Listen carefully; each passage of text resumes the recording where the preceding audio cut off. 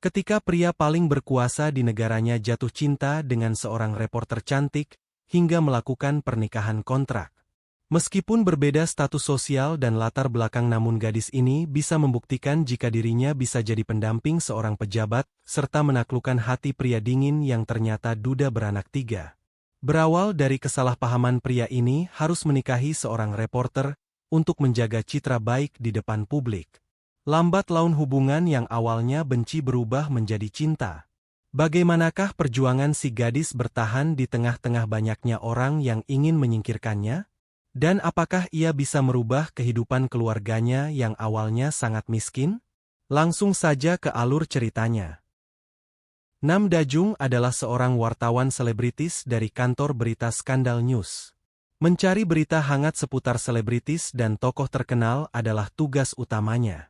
Hal itulah yang membuatnya terpaksa menguntit setiap kegiatan selebritis sebagai sumber berita. Suatu hari Da-jung sedang mengawasi kegiatan seorang selebritis wanita bersama pacarnya. Di tempat itulah kali pertama Da-jung bertemu dengan Kwon-yul, calon Perdana Menteri Korea yang akan mengubah seluruh cerita hidupnya di kemudian hari. Sebelum dicalonkan sebagai Perdana Menteri, Kwon-yul adalah seorang jaksa yang dikenal jujur dan berintegritas. Sebagai orang tua tunggal dengan 3 anak, kehidupan pribadi Kwon-yul sangat jauh dari pemberitaan miring. Itulah alasan yang membuat Gedung Biru memilihnya sebagai calon Perdana Menteri mengalahkan beberapa kandidat sebelumnya yang bahkan usianya jauh lebih tua dibandingkan dengan Kwon-yul. Skandal itu bermula ketika Da-jung mendapatkan tugas dari atasannya untuk mencari tahu kehidupan pribadi calon Perdana Menteri, mengingat Kwon-yul sudah menduda selama bertahun-tahun semenjak kematian istrinya akibat kecelakaan. Suatu hari Da-jung mendatangi kantor Kwon-yul untuk mendapatkan wawancara seperti wartawan yang lain. Di tengah-tengah banyaknya pertanyaan mengenai pandangan politik Kwon-yul, Da-jung justru melemparkan pertanyaan mengenai alasan Kwon-yul belum menikah lagi.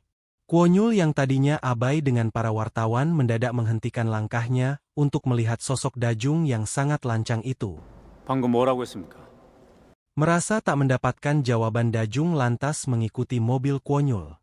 Kwon-yul pun mempersilahkan Da-jung masuk ke mobilnya untuk melakukan wawancara, tapi tak disangka ternyata Kwon-yul malah membawa Da-jung ke kantor polisi atas tuduhan penguntitan. 스토커입니다.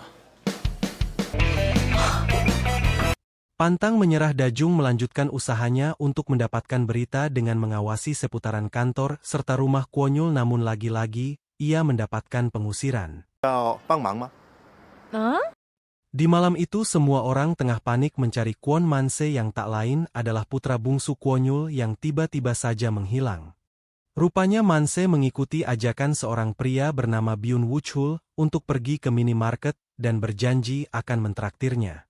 Da-jung yang tak sengaja melihatnya bersama Man-se segera menghampiri keduanya dan mencegah Man-se menuruti keinginan Byun Woo-chul untuk menjawab semua pertanyaannya.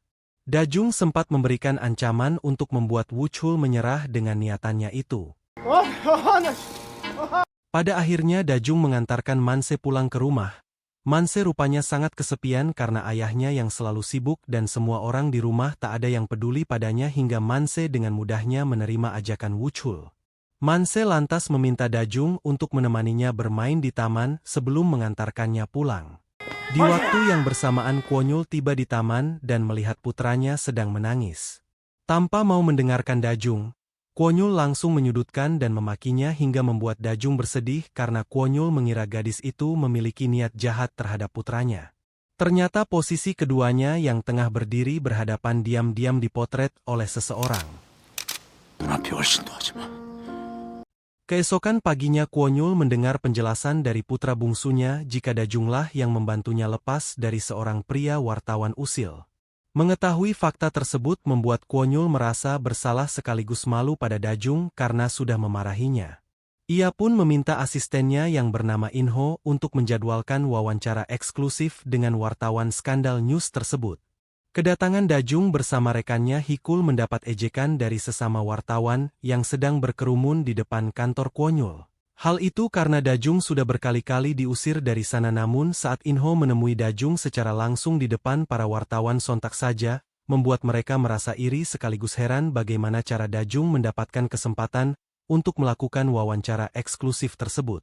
Seperti yang sudah diterangkan sebelumnya oleh Dajung bahwa tujuan wawancaranya adalah untuk menggali kehidupan pribadi Kwon dan untuk memberikan pertanyaan seputar politik seperti wartawan lain.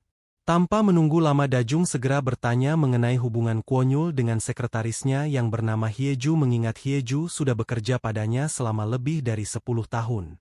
Adalah mungkin bagi keduanya untuk menjalin hubungan asmara. Di hadapan Hyeju Kwon menegaskan bahwa hubungannya dengan Hyeju adalah hubungan profesional. Penjelasan tersebut membuat hati Hyeju cukup kecewa karena sebenarnya wanita itu sudah lama memendam perasaan kepada Kwon. Dajung berhayal wawancara dengan Kwon bisa mendongkrak karirnya sebagai wartawan namun yang terjadi keesokan harinya justru sebaliknya. Sebuah artikel berita memuat foto dirinya bersama Kwon dan dinarasikan bahwa ia adalah kekasih gelap Kwon. Kantor Kwon sangat panik dengan berita tersebut. Hyeju menuduh seorang menteri bernama Junki yang merupakan kakak ipar Kwon sebagai dalang di balik berita itu. Hal tersebut dikarenakan selama ini Junki selalu merasa bersaing dengan Kwon dan ia juga berambisi menjadi perdana menteri. Hyeju juga menyarankan agar Kwon memberikan keterangan pada pers jika Dajung adalah reporter korup yang memanfaatkan dirinya namun Kwon menolak dengan tegas ide sekretarisnya tersebut. Ia lebih memilih untuk memberitakan pengunduran dirinya ketimbang mengorbankan orang yang tidak bersalah. 그건 안 돼.